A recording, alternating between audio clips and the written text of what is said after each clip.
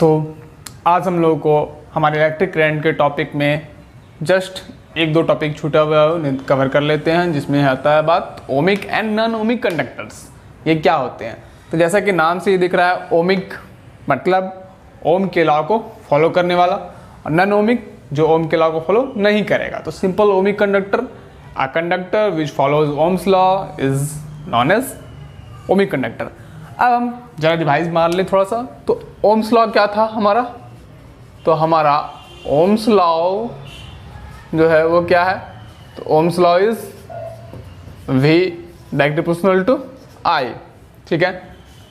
यानी कि Ohm's law का क्या कहना है कि ओम्स लॉ कहता है कि potential difference across any circuit, यानी कि हम कोई सर्किट ड्रॉ करते हैं जिसमें क्या है हमारा रेजिस्टेंस लगा हुआ है। इस रेजिस्टेंस में जल्दी बना लेते हैं, हम पोटेंशियल मेंटेन कराते हैं, ठीक है। पोटेंशियल सम V1 पोटेंशियल पे या का वैल्यू तो आ रहा है, यहाँ से करंट I फॉलो हो रहा है, ठीक है। तो जब इस दोनों पॉइंट, इसे पॉइंट भी ले लेते हैं ए बी, तो ओम्स लॉ का कहना था कि यदि सर्किट में पोटेंशियल डिफरेंस मेंटेन कराएं तो क्या होता है, पोटेंशियल डिफरेंस जितना होगा उतना ही करंट I पास करेगा यहाँ से, इस किसी भी रेजिस्टेंस से, किसी भी कंडक्टर से, ठीक है। तो बात क्या था यहाँ पे, इसी प्रकार से यदि V का वैल्यू को बढ़ाते हैं हम, यानी V की जगह पे हम यदि, ठीक ना, V का वैल्यू, ठीक है ना, V2 V3 करके अलग ही चलता है, तो हमें I का भी अलग अलग वैल्यू मिलता जाता है।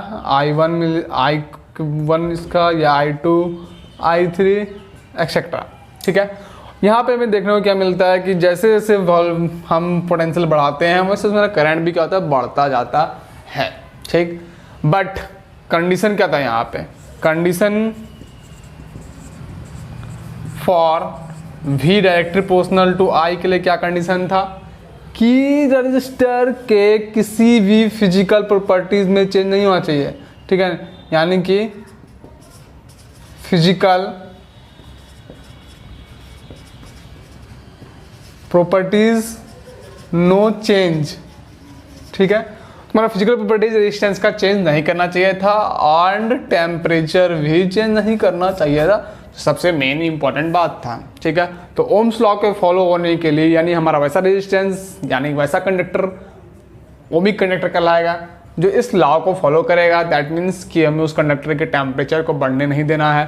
टेम्परेचर के किसी भी तरह के फिजिकल कंडीशन, लेंथ उसके, ठीक है ना, उसके स्ट्रेस स्ट्रेन बिल्कुल उसमें लंबा छोटा कुछ नहीं होना चाहिए, एनीथिंग सब कुछ का फिक्स रहे तो ही, यानी एक फिक्स रेजिस्टेंस को ही हम ओमिक रेजिस्टेंस या ओमिक कंडक्टर कहेंगे, ठीक है। बात करते हैं नॉन ओमिक कंडक्टर का। तो नॉन ओमिक कंडक्टर क्या?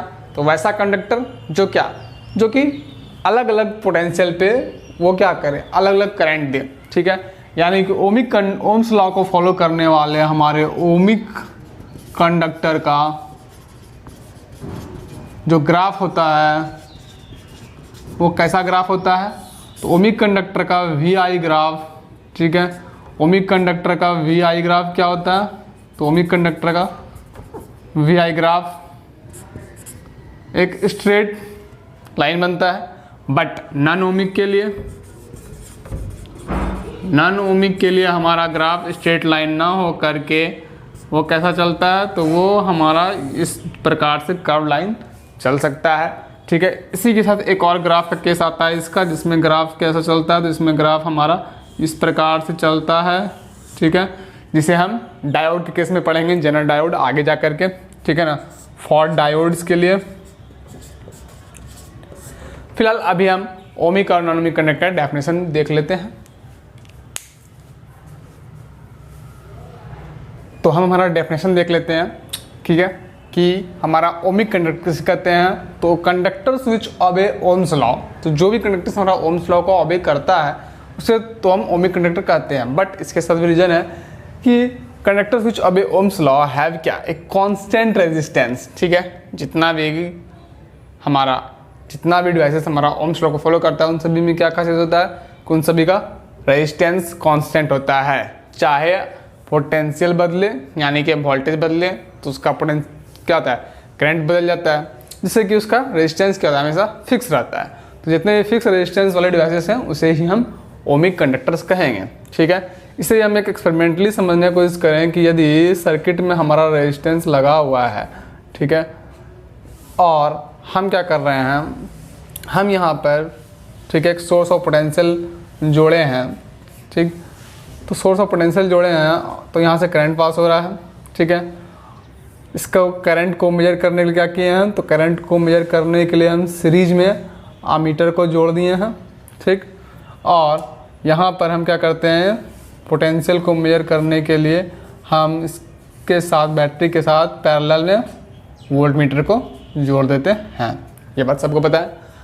अब क्या करते हैं हम यहाँ से, तो जैसे करंट फ्लो होता है, ठीक है, हम यहाँ पे एक चार्ट ड्रॉ करते हैं।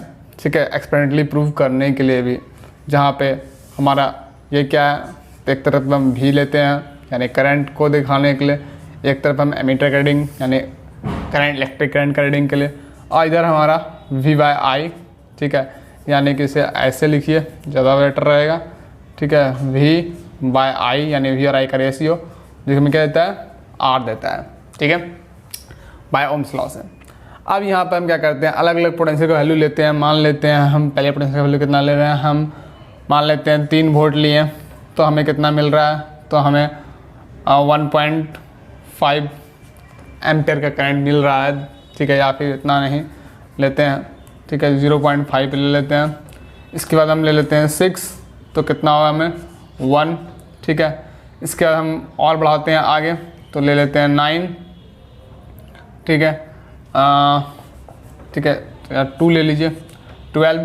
तो यहाँ कितना देखते हैं, तो हम यहाँ देखते हैं कि मेरा कितना हो गया, ये 1.5 हो गया। अब सभी में रेशियो निकालते हैं हम, तो रेशियो क्या है, तो 3/5। ठीक है, का रेशियो क्या आएगा, समथिंग कुछ, तो पॉइंट था हमारा, तो पॉइंट का 0 यानी कि आप कितना 6 आया। ठीक है, 6 ओम इसका। इसके बाद हम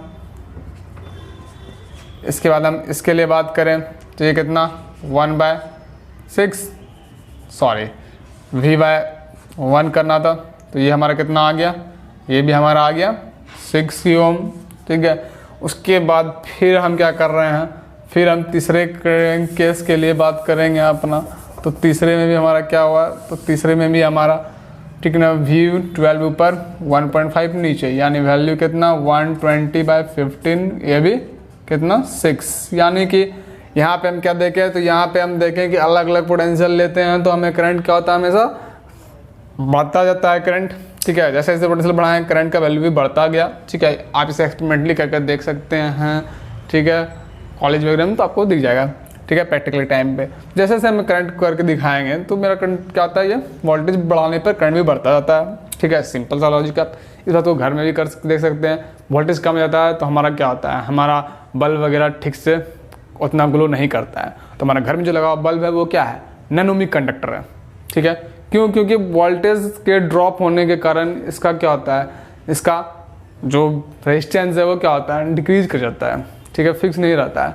लेकिन यहाँ पे जो हम रेजिस्टेंस ले रहे हैं, ये इसका हमेशा वैल्यू क्या होता है, ऑलवेज R का R ही रहेगा, क्योंकि यहाँ पे हम देख भी रहे हैं कॉन्स्टेंटली।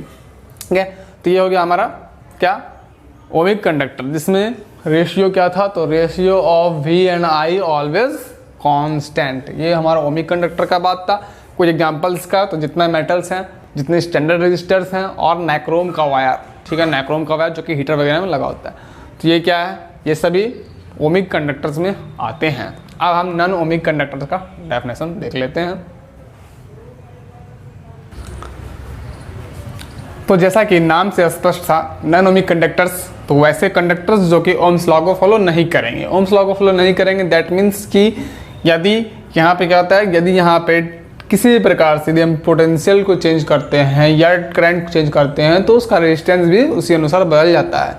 ठीक है, टेम्परेचर बदलने से तो बदलता ही है। तो लिखा हुआ है कि कंडक्टर्स क्या करते हैं, कंडक्टर्स तभी ओम्स लॉ को फॉलो करते हैं जब क्या होता है, टेम्परेचर चेंज नहीं करता है। जैसे टेम्परेचर चेंज करता है तो सारे के सारे ओमिक कंडक्टर्स जो हैं, जो टेम्परेचर को फॉलो कर रहे हैं, वो भी नॉन ओमिक कंडक्टर बन जाते हैं। ठीक है, यानी ओमिक कंडक्टर्स जो है वो नॉन ओमिक कंडक्टर कब बन जाता है, यदि वो जिस टेम्परेचर पे वर्क कर रहे हैं उसका टेम्परेचर क्या हो, डिक्रीज हो या इंक्रीज हो, यानी टेम्परेचर में चेंज हो, तो टेम्परेचर चेंज होने के कारण ohmic conductors non ohmic conductors बन जाते हैं। ठीक है, तो यहाँ पे है, तो टेम्परेचर चेंज करता है तो रेजिस्टेंस भी चेंज करता है, ये बात हम लोग ओम्स लॉ में पढ़े हुए हैं। ठीक है, तो कुछ एग्जांपल्स देख लेते हैं सीधा हम जल्दी से नॉन ओमिक कंडक्टर्स का। तो vacuum tube, semiconductor diode, electrolyte, transistors, ये सब क्या है, नॉन ओमिक कंडक्टर्स के एग्जांपल्स हैं। ठीक है, अब ठीक है, इसमें और कुछ है नहीं। ठीक है, अब यहाँ पर से इसी से क्या बात उठता है, तो यहाँ से बात उठता है लिमिटेशन ऑफ ओम्स लॉ या फेल्योर ऑफ ओम्स लॉ। ठीक है, यानी ओम का लॉ क्या हुआ, तो ओम का लॉ सिर्फ तभी तक वैलिड रहता है जब तक टेम्परेचर कांस्टेंट रहे और किसी भी प्रकार से फिजिकली डायमेंशन में, यानी कि लेंथ ब्रेथ हाइट में चेंज ना हो हमारे रेजिस्टर का। बाकी कंडीशंस में ओम्स लॉ फॉलो नहीं करता है, इसलिए ओम्स लॉ का भी लिमिट है। तो क्या लिमिट है इसको देख लेते हैं, मे भी एग्जाम में पूछ सकता है। तो लिमिटेशंस ऑफ ओम्स लॉ में हम क्या देखते हैं कि ओम्स लॉ वर्क करता है, नहीं वर्क करता है in case of non ohmic conductors. तो Ohm's law non ohmic conductors के लिए वर्क नहीं करेगा, इसमें तो कोई दो राय नहीं है, क्योंकि हम पढ़ चुके हैं कि ओम्स लॉ क्या है, फॉलो करता है सिर्फ ओमिक कंडक्टर के लिए जहाँ के वी आई डायरेक्टली प्रोपोर्शनल हो। ठीक है, नॉन ओमिक कंडक्टर्स में क्या होता है, तो नॉन ओमिक कंडक्टर्स में वी चेंज करने पे पोटेंशियल चेंज होता है तो भी करंट उतना ही फ्लो होता है। इसका साफ साफ एग्जांपल्स है हमारे पास, हमारे घरों में यूज होने वाला एलईडी बल्ब। ठीक है, आप लोग देखे होंगे कि यदि पोटेंशियल घर का मतलब कि कभी कभी आप कहते हैं कि वोल्टेज कम आ रहा है, तो वोल्टेज कम हो या ज़्यादा हमारा एलईडी क्या होता है, हमारा एलईडी उतना ही ठीक चलता है, यानी इसमें वोल्टेज ड्रॉप होने से कोई दिक्कत नहीं होता है। दिया भी है यहाँ पे एग्जांपल्स में आपको, जब भी नॉन ओमिक कंडक्टर एग्जांपल की बात करते हैं तो नॉन ओमिक कंडक्टर के एग्जांपल में डायोड दिए हैं। डायोड और एलईडी, हमारे घर में जो बल्ब यूज होता है, अब कौन सा बल्ब है हम लोग का, एलईडी बल्ब है, जिसका फुल फॉर्म क्या होता है, तो लाइट इमिटिंग और डायोड।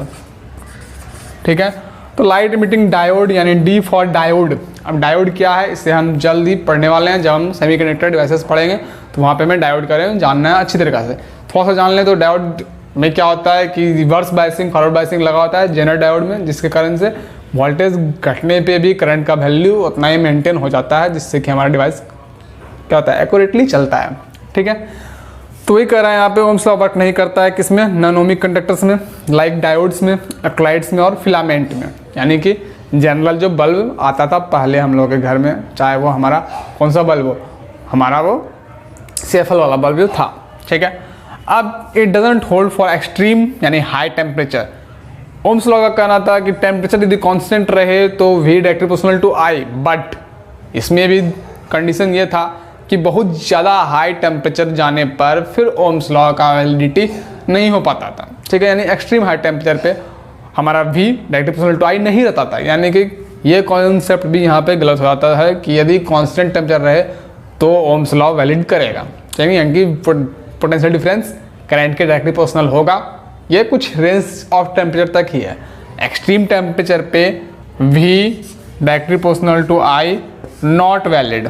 ठीक है, एक्सट्रीम टेम्परेचर पे।